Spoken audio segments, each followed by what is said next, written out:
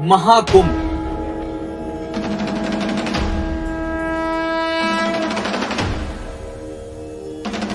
भारत में होने वाले महाकुंभ की आज दुनिया भर में चर्चा हो रही है। हम सबके दिल में बहुत से क्वेश्चन आते हैं इस महाकुंभ को लेकर, जैसे कि कुंभ के 4 साल कौन से हैं? कुंभ का उद्देश्य क्या है? हर 12 साल में कुंभ क्यों? और ये कुंभ, अर्ध कुंभ, पूर्ण कुंभ और महाकुंभ क्या है? तो आज हम इस वीडियो के जरिए महाकुंभ से जुड़े आपके सभी सवालों के जवाब देंगे और बताएंगे। इसीलिए इस वीडियो को अंत तक जरूर देखना और आपके और कोई भी क्वेश्चन हो तो हमें कमेंट में जरूर बताइए। तो चलिए शुरू करते हैं कि कुंभ के 4 साल कौन से हैं? 12 साल का क्या रहस्य है? प्रयागराज में कुंभ मेला किसने शुरू किया था? राजा हर्षवर्धन ने 644 ईसा पूर्व के आसपास इलाहाबाद में कुंभ मेले की शुरुआत की थी। प्रयागराज कुंभ मेला भारत के प्रयागराज शहर में हर 12 साल में आयोजित होने वाला मेला है। कुंभ का उद्देश्य क्या है? इस आयोजन का पूर्ण उद्देश्य सांसारिक बंधनों से मुक्त होकर ईश्वर की निकटता का अनुभव करना है। महाकुंभ में शामिल होने वाले लोगों को आत्मसंयम और मानसिक पवित्रता का पालन करना चाहिए। मन में द्वेष, घृणा, लोभ या अन्य नकारात्मक भावनाएं नहीं होनी चाहिए। झूठ, चोरी और अपशब्दों से बचना चाहिए, क्योंकि ऐसा करने से आध्यात्मिक लाभ नहीं मिलता। हर 12 साल में कुंभ क्यों? कुंभ मेले में 12 साल के अंतराल का एक और कारण यह भी है कि बृहस्पति को सूर्य के चारों ओर एक चक्कर लगाने में 12 साल लगते हैं। क्या आप जानते हैं कि 12 साल में एक बार कुंभ क्यों आता है? संस्कृत शब्द में कुंभ का अर्थ है घड़ा या बर्तन।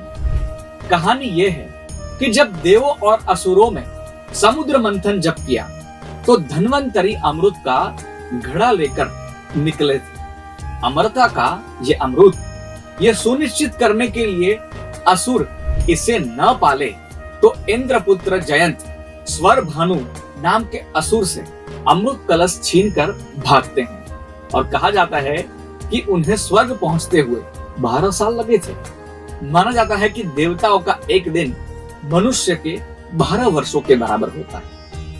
इस युद्ध के दौरान जिन जिन स्थानों पर कलश के अमृत बूंद गिरे वहां कुंभ मेला लगता है। अमृत की बूंदें इन 4 जगहों पर गिरी हुई है: हरिद्वार, प्रयागराज, उज्जैन और नासिक। इन चारों स्थान पर कुंभ मेला का आयोजन क्रमानुसार किया जाता है। अब बात करते हैं कुंभ, अर्ध कुंभ, पूर्ण कुंभ और महाकुंभ क्या है।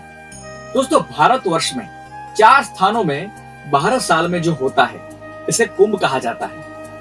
अर्ध कुंभ जो 6-6 सालों के अंतराल में आता है और ये हरिद्वार, उज्जैन, नासिक में होता है। बात करें पूर्ण कुंभ की तो ये 12 साल में प्रयागराज में ही होता है।